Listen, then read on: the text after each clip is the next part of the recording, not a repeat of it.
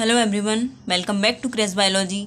आज के लेक्चर में हम कंटिन्यू करेंगे यूनिट 6 का लेक्चर 2, जिसमें हम देखेंगे theories of apical meristem. Last lecture में हमने स्टार्ट कर दिया था अपना unit 6 BSc first year second semester का, जिसमें हमें देखना है प्लांट एनाटॉमी। तो लास्ट लेक्चर में हमने देखा था परमानेंट टिश्यू और मेरिस्टेमेटिक टिश्यू। तो मेरिस्टेमेटिक टिश्यू में हमने मेरिस्टेमेटिक टिश्यू के टाइप्स देखे थे, एपिकल मेरिस्टम, लेटरल मेरिस्टम और इंटरकैलरी मेरिस्टम। तो आज के लेक्चर में हम देखेंगे एपिकल मेरिस्टम की थ्योरीज, मतलब किस तरह से एपिकल मेरिस्टम का ओरिजिन हुआ और फिर कैसे डेवलपमेंट होता है एपिकल मेरिस्टम का। तो ये हम थ्योरीज देखेंगे शूट एपिकल मेरिस्टम और रूट एपिकल मेरिस्टम दोनों की। तो चलो स्टार्ट करते हैं। एपिकल मेरिस्टम थोड़ा हम ब्रीफ में जान लेते हैं होता क्या है। Amongst the vascular plants, meristums first appear in the embryonic shoot and embryonic root। तो वस्कुलर प्लांट्स जो होते हैं कौन कौन से होते हैं, जिनमें वस्कुलर टिश्यूज प्रेजेंट होते हैं, उनमें मेरिस्टम्स सबसे पहले किस में अपीयर होते हैं, एम्ब्रियोनिक सूट में और एम्ब्रियोनिक रूट में।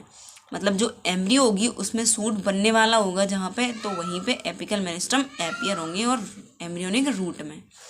Next, these are called apical meristems because of their terminal position in the plant body. इनको एपिकल मेरिस्टम्स क्यों बोला जाता है, क्योंकि ये एपाइसिस पे प्रेजेंट होते हैं, मतलब जहाँ पे टर्मिनल पोजीशन होती है प्लांट की, जैसे रूट्स है, रूट के बाद तो कोई पार्ट होता नहीं है, रूट कैप और उसके पहले एपिकल मेरिस्टम। तो इसी तरह से सूट के बाद भी कोई पार्ट नहीं होता है, जो सबसे अपर पार्ट होता है जो ग्रो कर रहा होता है, और लोअर पार्ट जो ग्रो कर रहा होता है वो उनको अपाइसिस बोलते हैं, और टर्मिनल पोजीशन में होते हैं वो प्लांट बॉडी के, तो इसीलिए इनको एपिकल मेरिस्टम बोला जाता है। वहीं पे ये मेरिस्टेमेटिक टिश्यू प्रेजेंट होते हैं, तो इसीलिए इनको एपिकल मेरिस्टम बोला जाता है। All primary tissues of the plant body originate either from suit और रूट एपिकल मेरिस्टम। तो जो भी प्राइमरी टिश्यू होंगे प्लांट बॉडी के, वो कहाँ से ओरिजिनेट करते हैं, या तो रूट एपिकल मेरिस्टम से या सूट एपिकल मेरिस्टम से। यही दो पार्ट स्टार्टिंग में प्रेजेंट होते हैं एम्ब्रियोनिक स्टेज में। तो बाकी जो टिश्यू होंगे तो वो कहाँ से ओरिजिनेट होंगे, रूट या सूट एपिकल मेरिस्टम से। अब हम थ्योरीज देखेंगे। तो सबसे पहले देखेंगे सूट एपिकल मेरिस्टम की थ्योरीज। नेक्स्ट आगे देखेंगे हम लेक्चर में root apical meristem theories. Several theories have been put forward from time to time to explain and interpret the mode of growth of the shoot apical meristem. Some important ones are discussed below.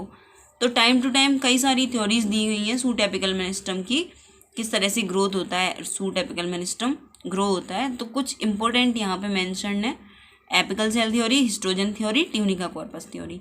और भी कई सारी theories दी गई हैं apical meristem के लिए, लेकिन ये जो 3 थ्योरीज हैं ये आपकी सिलेबस में मेंशन है, तो हम यही पहले देखेंगे, कंप्लीट करेंगे। तो फर्स्ट थ्योरी है एपिकल सेल थ्योरी। ये किसने दी थी, नगेली ने। सबसे पहले याद रखना है कि कौन सी थ्योरी किसने दी थी। नगेली ने 1878 में दी थी ये theory. Presence of a single tetrahedral apical cell in the shoot apex of most vascular cryptogams prompted Nageli to postulate the apical cell theory. तो एक सिंगल टेट्राहेड्रल एपिकल सेल की प्रेजेंस ने नगेली को क्या प्रॉम्प्टेड किया, मतलब उनको ये बताने के लिए यहाँ से क्लू मिला कि एपिकल सेल थ्योरी हम पोस्टुलेट करेंगे, apical cell theory apical meristem के लिए। एक single tetrahedral apical cell present था कहाँ पे, सूट अपेक्स में, कई सारे वस्कुलर क्रिप्टोगैम्स में। तो इसी से यहीं से नगेली ने ये थ्योरी को पोस्टुलेट किया, एपिकल सेल थ्योरी को।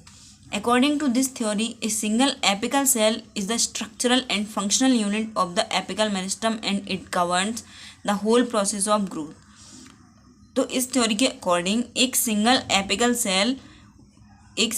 सेल ही स्ट्रक्चरल और फंक्शनल यूनिट होता है किसी भी एपिकल मेरिस्टम की, और यही क्या गवर्न करता है, इसी की हेल्प से पूरी ग्रोथ की प्रोसेस चलती है। तो एक सिंगल एपिकल सेल सबसे पहले प्रेजेंट होता है, वही स्ट्रक्चरल फंक्शन यूनिट होता है एपिकल मेरिस्टम का। तो इसी से ये थ्योरी दी गई। Such a single apical cell occurs in algae and majority of bryophytes and pteridophytes. तो इस तरह का सिंगल एपिकल सेल किन किन में प्रेजेंट होता है, एल्गी में और ब्रायोफाइट्स में और टेरिडोफाइट्स में। इस single apical cell was also believe to be present in seed plants, और सीड प्लांट्स में भी इसकी प्रेजेंस देखी गई है। तो अभी इसको डायग्राम की हेल्प से देखते हैं। ये है एपिकल सेल।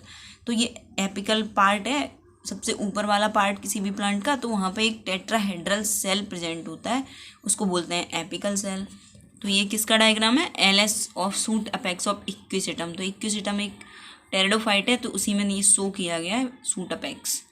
ये है डेरिवेटिव ऑफ एपिकल सेल्स। तो ये एक टेट्राहेड्रल एपिकल सेल है, इसके आसपास ये एपिकल सेल के डेरिवेटिव्स हैं, तो इनकी हेल्प से ग्रो करेगा apical meristem. An apical cell together with the most recent derivatives as seen from the above.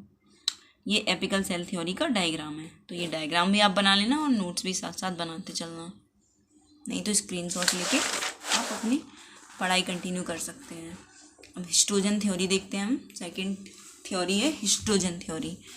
According to this theory which was proposed by Hanstein 1868, three distinct meristematic zones or layers can be recognized in the shoot apex of angiosperms। तो हैंस्टीन ने दी थी ये theory 1868 में। तो इस theory के according 3 distinct meristematic zones present होती हैं सूट अपेक्स में, एंजियोस्पर्म में। ये एंजियोस्पर्म्स के लिए है। इसमें जो एपिकल अपर वाला पार्ट होगा वहाँ पे 3 अलग अलग लेयर्स प्रेजेंट होंगी, जिनको मेरिस्टेमेटिक जोन्स भी बोला जाता है। वही उनको क्या नाम दिया गया, हिस्टोजन्स। तो हम ये आगे पढ़ेंगे। These layers each of which has its separate set of initials were termed as histogens. तो ये लेयर्स जिनका अपने आप में अलग अलग इनिशियल्स थे, मतलब कहाँ से ये इनिशियल हुए, इनके अलग अलग इनिशियल्स थे, तो उनको हमने एक टर्म दिया हिस्टोजन्स, जिसके नाम पे ये इस थ्योरी का नाम पड़ा हिस्टोजन थ्योरी। और ये थ्योरी दी किसने थी, हैंस्टीन ने 1869 में। तो इसमें कौन कौन सी लेयर्स डिस्टिंक्ट, कौन कौन सी आइडेंटिफाई करी गई layers. The outermost histogen was designated as dermatogen. Outermost layer को बोला गया dermatogen. The middle one as periblem, जो मिडिल थी बीच वाली उसको बोला गया periblem. And the innermost as plerome, और जो सबसे इनर मोस्ट लेयर थी उसको बोला गया प्लीरोम।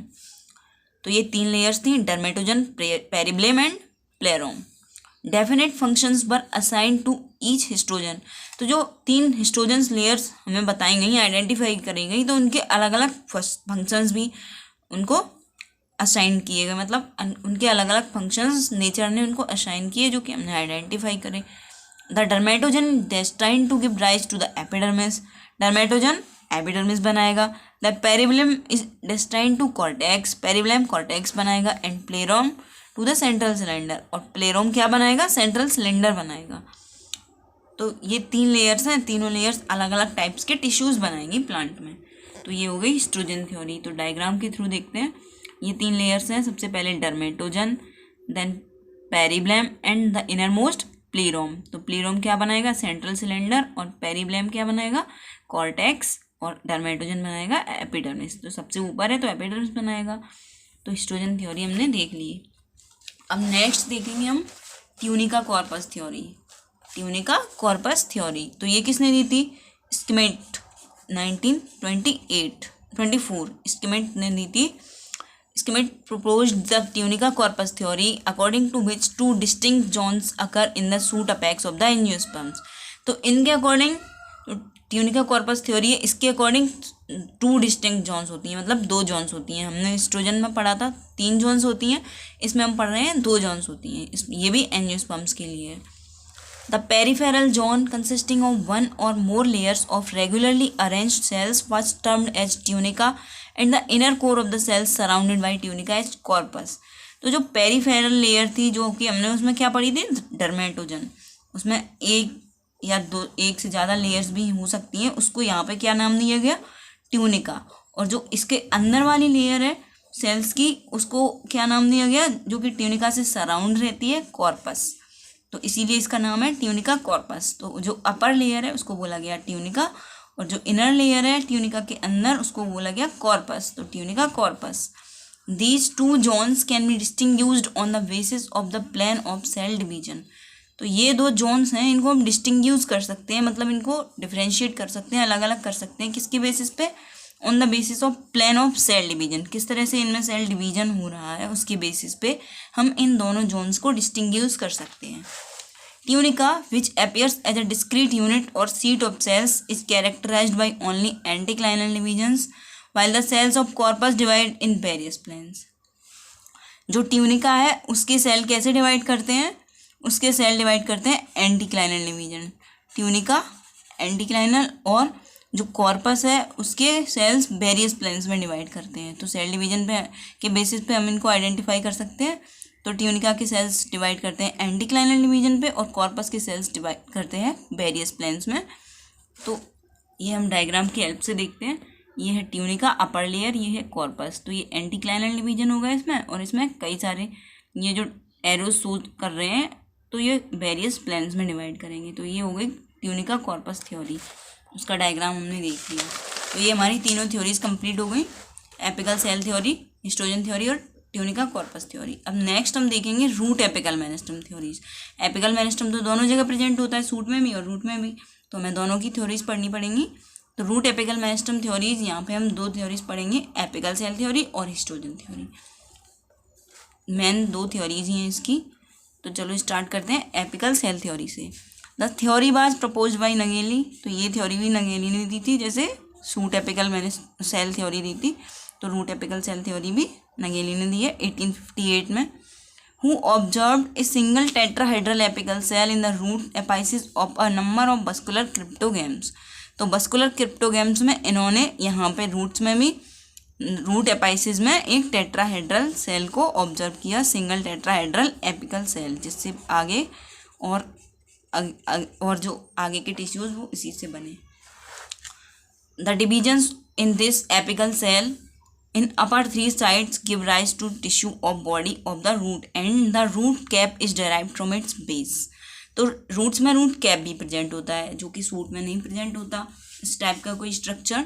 तो जो डिविजन्स थे एपिकल सेल में, तो अपर 3 साइड्स में डिवीजन हुए, उनसे क्या बना, टिश्यू बना, रूट बॉडी के टिश्यूज बने, और जो लास्ट सेल था बेस पे जो सेल था उसके डिवीजन से रूट कैप बना। This concept does not hold good for flowering plants where a group of initials has been observed in the root apex. तो ये थ्योरी एंजियोस्पर्म्स यानी कि फ्लावरिंग प्लांट्स के लिए गुड नहीं थी, मतलब उसके लिए ये वैलिड नहीं थी, क्योंकि वहाँ पे ग्रुप ऑफ इनिशियल्स थे जो कि रूट अपेक्स में देखे गए थे। तो ये हम डायग्राम की हेल्प से देखते हैं। ये एपिकल सेल है, एक टेट्राहेड्रल एपिकल सेल दिखाई दे रहा है, और ये उसके आसपास डेरिवेटिव्स ऑफ एपिकल सेल हैं। तो ये एपिकल सेल थ्योरी का डायग्राम है, जिससे आगे कई सारे टिश्यूज बनेंगे, रूट कैप बनेगा। अब हम नेक्स्ट हिस्टोजन थ्योरी देख लेते हैं, रूट्स की histogen theory. This theory put forth by Hanstein. Hanstein ने ये थ्योरी दी थी 1868 में। postulates the existence of 3 layers of meristems or histogens, dermatogen, peribelum and plerome in the root apex। तो यही 3 लेयर्स सूट में थी, तो डर्मेटोजन, पेरिबेलम एंड पेरोम ये रूट अपेक्स में भी है। Each layer has a specific function. The dermatogen gives rise to the epidermis. Dermatogen क्या देता है, क्या बनाता है, एपिडर्मिस बनाता है। इसमें भी periblem to the cortex, periblem cortex बनाता है, और plerome to the vascular cylinder of the mature root. और प्लेरोम क्या बनाता है, वस्कुलर सिलेंडर बनाता है किसी भी मैच्योर रूट का। तो ये भी हम देखते हैं डायग्राम की हेल्प से। ये है रूट, ये रूट का स्ट्रक्चर है, रूट कैप ये होता है। ये डर्मेटोजन है जो कि एपिडर्मिस बनाएगा, पेरिबेलम है जो कि कॉर्टेक्स बनाएगा, और प्लेरोम है जो कि क्या बनाएगा, वस्कुलर सिलेंडर बनाएगा। तो ये हिस्टोजन कॉन्सेप्ट हो गया। तो हमने इस लेक्चर में देख लिया रूट एपिकल मेरिस्टम थ्योरीज और सूट एपिकल मेरिस्टम थ्योरीज। तो ये जो थ्योरीज वाला पार्ट है हमारे सिलेबस का कंप्लीट हो गया। ये एक इम्पोर्टेंट क्वेश्चन है, आ भी सकता है आपके एग्जाम में, रिटन एग्जाम में। और थ्योरीज में अगर ऑब्जेक्टिव वाला पेपर होगा तो थ्योरीज के नाम आएंगे, और उनके जो जैसे इस थ्योरी में है, हिस्टोजन थ्योरी में डर्मेटोजन, पेरिबेलम, प्लेरोम, इनके फंक्शंस क्या हैं, कौन सी थ्योरी किसने दी और कौन सी ईयर में दी, तो ये सारे ऑब्जेक्टिव में आ सकते हैं। तो ये एग्जाम पॉइंट ऑफ व्यू से बहुत इंपॉर्टेंट लेक्चर है। तो पूरा लेक्चर देखें, पूरा कंप्लीट करें और नोट्स बनाते जाएं साथ साथ। अगर आप चाहें तो शॉर्ट नोट्स भी बना सकते हैं, नहीं तो पूरे नोट्स बना सकते हैं, स्क्रीनशॉट ले सकते हैं। अगर वीडियो अच्छी लगी तो वीडियो को लाइक करना, ज़्यादा से ज़्यादा सब्सक्राइब करना, और अगर कोई डाउट हो तो कमेंट करना, और अपना फीडबैक ज़रूर देना कि आपको वीडियो कैसी लगी, और ज़्यादा से ज़्यादा शेयर भी करना। और इंस्टाग्राम पे क्रेज बायोलॉजी को ज़रूर फॉलो करना। Thanks for watching.